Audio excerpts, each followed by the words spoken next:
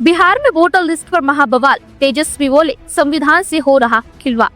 बिहार की राजनीति एक बार फिर उबाल पर है।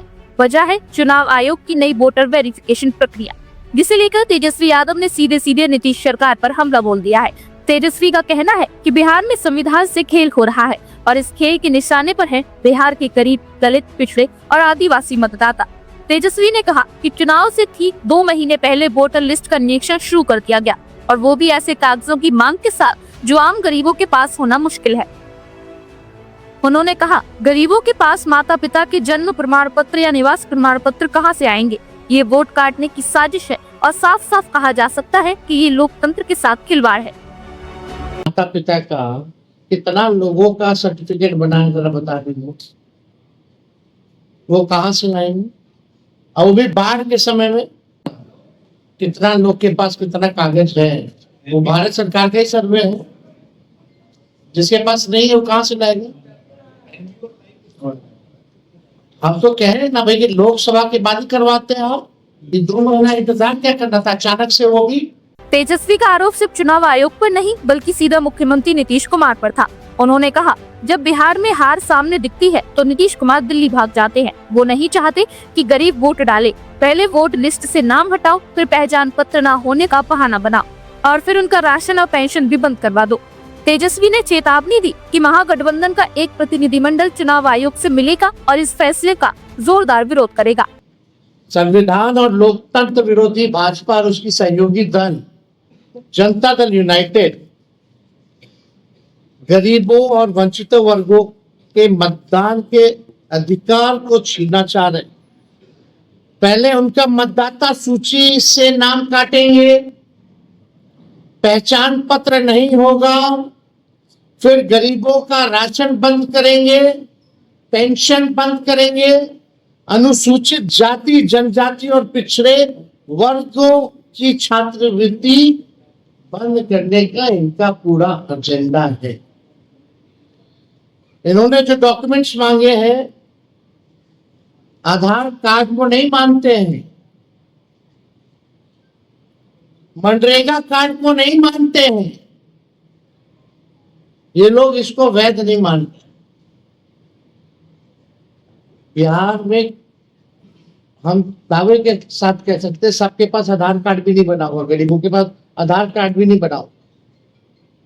लेकिन हमला सिर्फ आरजेडी तक सीमित नहीं रहा। कांग्रेस के प्रवक्ता पवन खेड़ा भी इस मुद्दे पर मुखर हुए। उन्होंने केंद्र सरकार को घेरते हुए कहा, मोदी सरकार के 3 बंदर हैं, एक कुछ नहीं देखता, दूसरा कुछ नहीं सुनता और तीसरा कुछ नहीं बोलता। अब चौथा बंदर भी जुड़ गया है, चुनाव आयोग, जो सब कुछ देखकर भी खामोश है। कांग्रेस का आरोप है कि ये योजना पिछड़ों और अनुसूचित जाति को लोकतंत्र से बाहर करने की है। तो कहते हैं ना कि जब इधर पे संकट आता है तो वो शहर की तरफ दौड़ता है, तो जब एनडीए पर संकट आता है तो चुनाव आयोग की तरफ। गांधी जी के 3 बंदर थे, वो न बुरा देखते थे, न बुरा कहते थे, न बुरा सुनते थे। मोदी जी के भी 3 बंदर, वो न सच सुनते हैं, न सच देखते हैं, न सच बोलते हैं। वो है चुनाव आयोग। चुनाव आयोग पर दबाव इंडिया गठबंधन लगातार बना रहा है।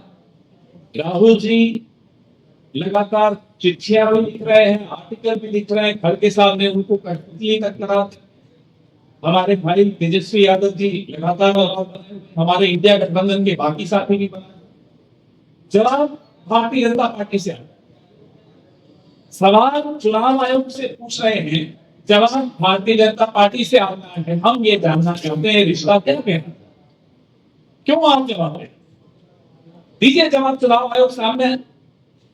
फुटेज कहते हैं, वीडियो फुटेज, जो वोटिंग के दिन की वीडियो फुटेज है, अब वो नहीं दे रहे।